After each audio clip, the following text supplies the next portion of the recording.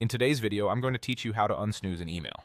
If you've ever snoozed a message in Gmail so it comes back at a better time, but now you're ready to handle it sooner, unsnoozing brings it right back to your inbox. I'll guide you through the exact clicks, explain what you'll see, and share a few quick pointers so you always know where that email goes after you unsnooze it. Start by opening Gmail in your web browser and signing in if needed. You'll land on your inbox.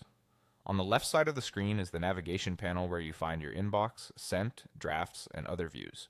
Gmail keeps all postponed messages in a special place called Snoozed, so that's where we're headed.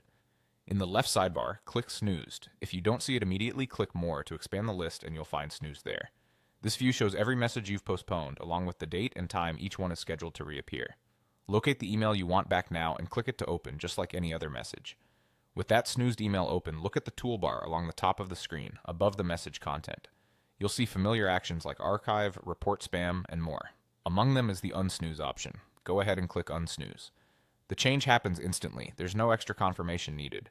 Gmail removes the snooze setting on the spot and restores the message to your inbox. You may also see a small banner referencing the original snooze time. Either way, the unsnooze control in that top toolbar is what you need. The moment you unsnooze, the email is returned to your inbox. Here's one useful detail to keep in mind. Gmail files unsnoozed messages according to the original date they were received, not the time you unsnooze them. That means it might not jump to the very top if it's an older conversation. Don't worry, just look for the subject line in your inbox, check your unread section if it wasn't previously read, or use the search bar with the sender's name or a keyword to spot it quickly. Once it's back, you can reply, star it, or label it just like any other email, and that's all it takes.